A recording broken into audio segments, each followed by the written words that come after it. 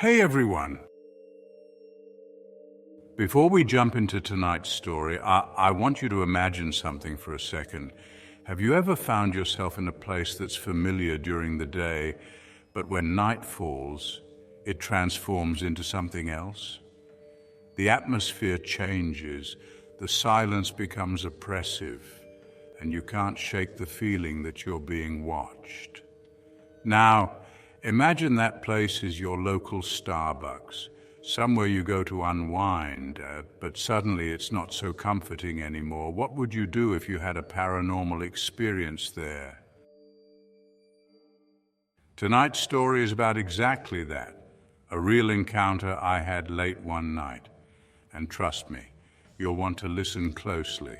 So grab your headphones, turn off the lights, and settle in for a story that will make you think twice about staying anywhere alone at night. As you listen, I want to know, what's the scariest thing that's ever happened to you late at night in a place that's usually full of people? Leave your stories in the comments and let's get started.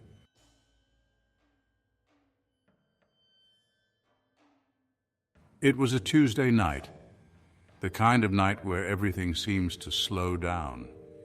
It was 11:45 p.m., and I had just finished a late shift at work, as usual. I headed to the Starbucks on 5th and Elm. You know the one, right across from the old, abandoned theater that's rumored to be haunted. The Starbucks stays open until midnight, and it's usually the perfect place to wind down with a cup of coffee before I head home. When I walked in, the place was nearly empty, just like I expected. The city was dead at this time of night, especially this part of downtown. There were only two other customers there, a girl by the window, furiously typing on her laptop, and a guy sitting in the corner, his face illuminated by his phone screen. Neither of them paid me any mind. "Hey, the usual?" Jason, the barista, asked when he saw me. "Yeah, thanks," I replied, sinking into my regular spot near the back of the store, away from the windows. The lighting back there was dim, and I liked it that way. It gave me space to think, to decompress after a long day. I didn't feel like leaving right away. I never did. Something about the quiet, the isolation, it was calming, or at least it used to be. That night, though, something felt off. The air felt thick, like a storm was about to break. But the forecast had been clear. I couldn't shake the feeling that I wasn't alone, even though the place was nearly empty. Have you ever had that sensation, where you can feel eyes on you but can't see where they're coming from? At first, I tried to brush it off, convincing myself it was nothing. But the longer I sat there, the more the unease built. Have you ever felt like someone was watching you, even when you're sure you're alone? How did you react? Comment below. Would you have stayed, or would you have left? Let me know, because things are about to get weird.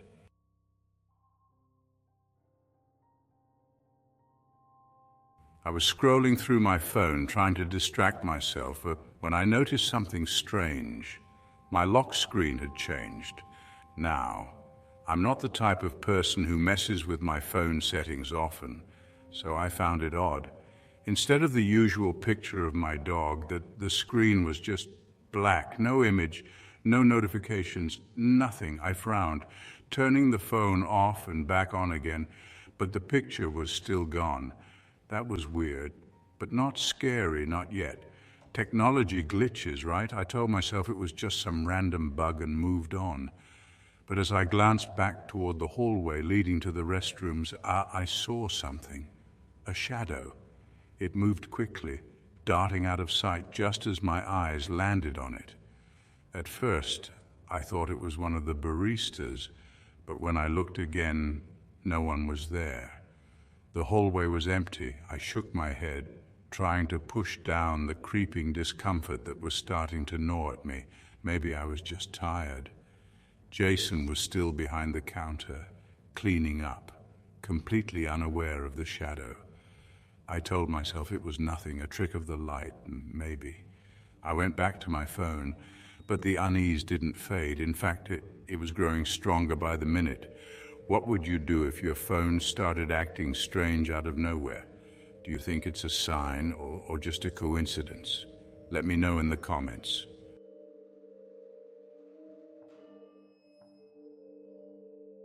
I was still sitting there, trying to ignore the weird vibe, when suddenly a loud crash shattered the silence. It came from the back of the store where the hallway led to the restrooms.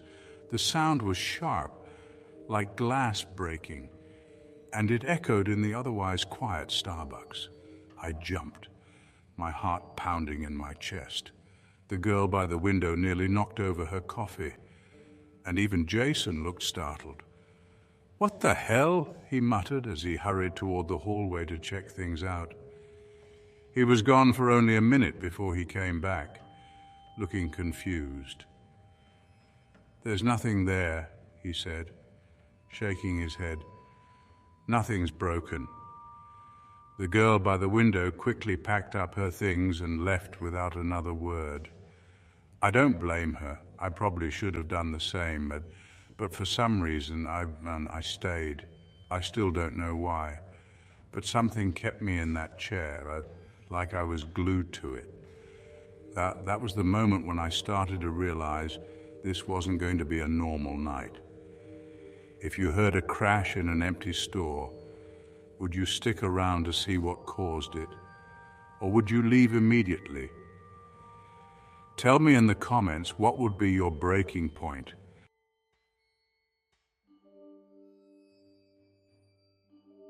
Not long after the crash, the guy who had been sitting quietly in the corner started to pack up his stuff, but something about the way he moved felt off. He wasn't rushing like the girl had been. No, his actions were slow, deliberate, almost robotics. He didn't make eye contact with anyone. He just stood up, slung his bag over his shoulder, and walked out the door without a glance in my direction. And just like that, I was alone with Jason. For a few minutes, nothing happened. I tried to focus on my coffee, but I couldn't shake the feeling that there was something just out of sight, lurking in the shadows at the back of the store. Then I heard it, a soft whisper. It was so faint I almost convinced myself I imagined it. But no, there it was again, low and distant, like someone was trying to speak through static. I looked toward the hallway, but I couldn't see anything. The shadows seemed thicker now, darker than they should have been. I turned to Jason. "Did you hear that?" I asked. He frowned, wiping his hands on his apron. "Hear what?" "The whispering," I said, my voice sounding a little too loud in the empty store. "From the back?" Jason looked toward the hallway, his brow furrowing. He opened his mouth to respond, but before he could say anything, the lights flickered. Once, twice. Then they went out completely, plunging the store into total darkness. All right, if you're still listening, things are about to get real. Have you ever had the lights flicker on you at the worst possible moment? What do you think was whispering? Leave a comment. I want to know what you think that was.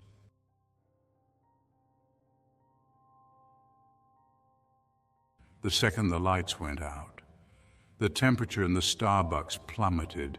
It felt like someone had opened the door to the Arctic. I could hear my own breathing, shallow, fast, and Jason's footsteps as he fumbled around behind the counter, looking for a flashlight. But then I felt it.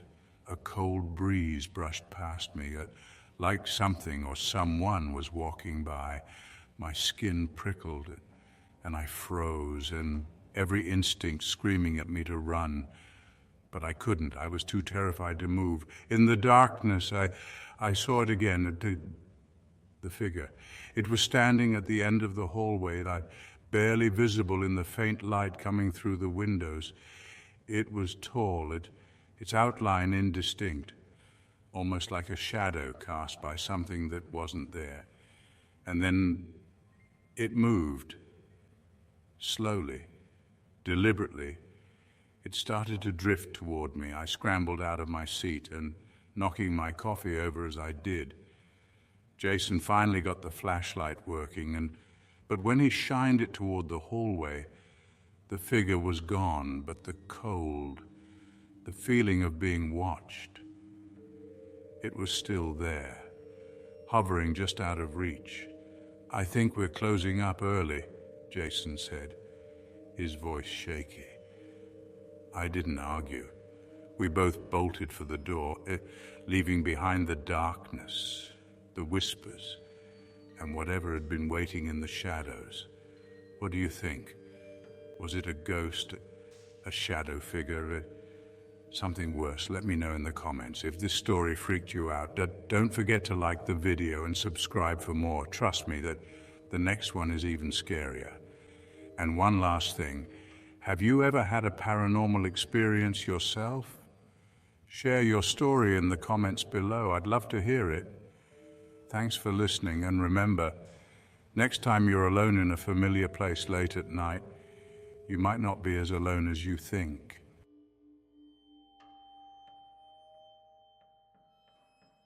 It was only a week later, but I couldn't get that night out of my head. The shadow figure, the cold, the whispering. It had lingered with me long after I left the Starbucks on 5th and Elm. And the worst part? The moment I got home that night, I realized I'd left something behind.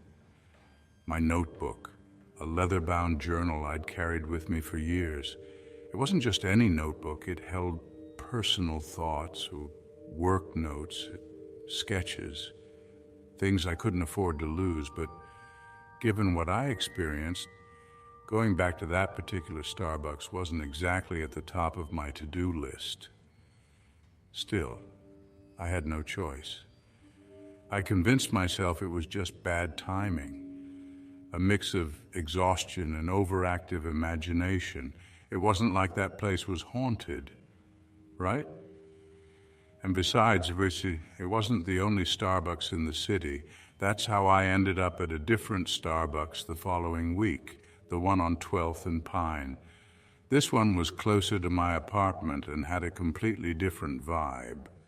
It was attached to an old building, part of a historic district that was being revitalized. The inside had a more modern look, with sleek furniture and bright lights that almost made you forget the age of the building itself. Almost. This Starbucks had a reputation. The building it was in used to be a warehouse, and before that, a textile factory. There were stories and rumors mostly about workers who died in accidents, people who'd gone missing in the area, and unexplained fires that had plagued the district for decades. But I brushed that off. Urban legends, right, it was late again, around 11 p.m. But this Starbucks stayed open until 1 a.m., catering to the night owls and late-night students. I figured I'd grab a coffee, collect my thoughts, and maybe even start a new entry in a fresh notebook. But as soon as I walked in, I felt it, that same thickness in the air, like the weight of something unseen pressing down on me. The barista behind the counter smiled, a rehearsed smile that didn't reach her eyes. I ordered my usual, a black coffee, and sat down at a small table near the back. The shop was almost empty, except for a guy sitting near the front with his laptop and a woman in the corner reading a book. Everything seemed normal. At first,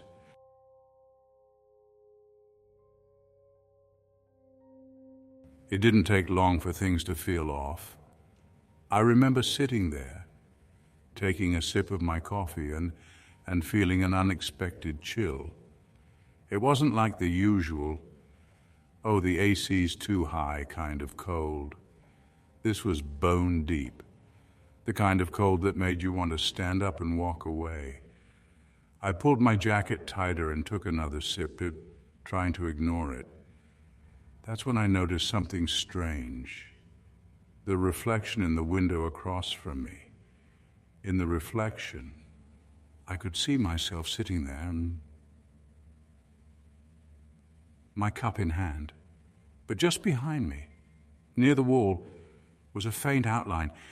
It looked like a figure, tall, with broad shoulders, standing completely still.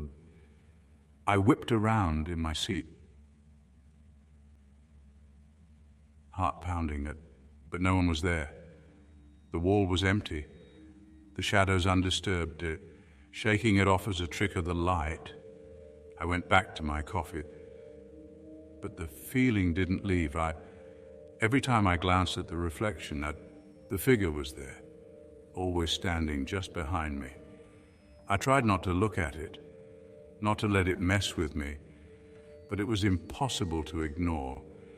Each time I glanced at the glass, the figure seemed to get a little closer. Have you ever seen something in a reflection that wasn't actually there when you turned around? What did you do? Let me know in the comments. Would you have left right away or stayed to see what happened?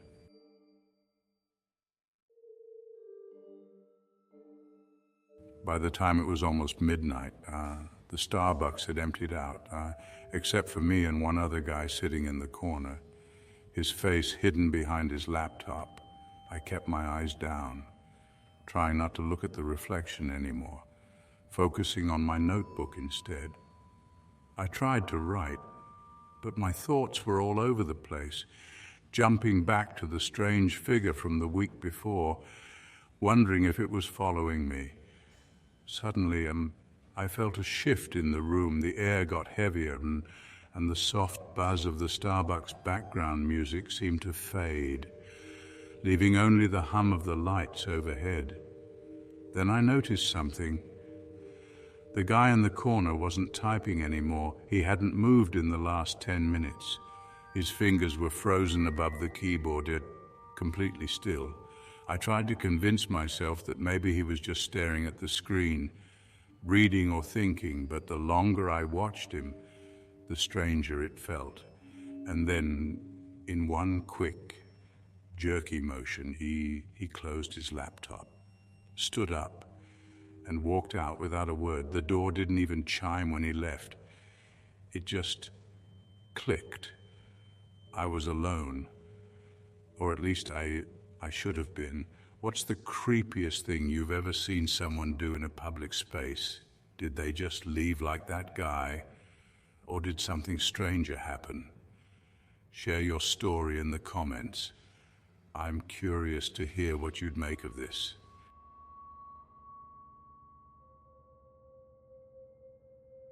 The barista behind the counter had disappeared. 1 minute she was cleaning up, wiping down the machines, and the next, she was gone. The store was supposed to stay open until 1 a.m., but it was as if she'd just vanished. That's when I heard it, a faint sound coming from behind the counter. At first I thought it was the usual noises, the espresso machine steaming or the refrigerator humming, but this sound was different. It was soft, almost like breathing. Slow, shallow breaths coming from the other side of the counter where the barista should have been. I stood up, my chair scraping loudly against the floor, and called out, "Hello?" No answer. The breathing continued, growing heavier, more labored. I took a step closer, feeling the hairs on my arms stand on end. The lights in the store flickered for a moment, casting long shadows across the floor. I leaned over the counter to see if the barista was crouched down behind it, maybe cleaning something, but no. The space was empty. That's when I noticed the door to the stockroom was slightly ajar. A sliver of darkness peeking through. The breathing was coming from in there, from the back of the store, behind that door. Have you ever heard something strange coming from another room? Did you go check it out, or did you leave it alone? What do you think I should have done? Let me know in the comments.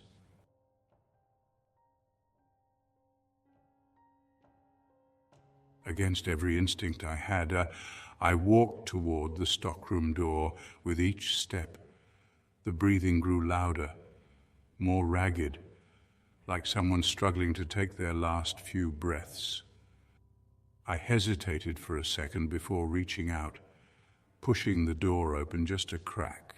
The darkness beyond was thick, almost palpable, but as my eyes adjusted, I saw something at the far end of the stockrooms. It just visible in the faint light, stood a figure. Its back was to me and motionless, but the breathing, it was coming from them, their shoulders rising and falling in sharp, erratic movements. I wanted to run, to leave the Starbucks and never look back, but I couldn't.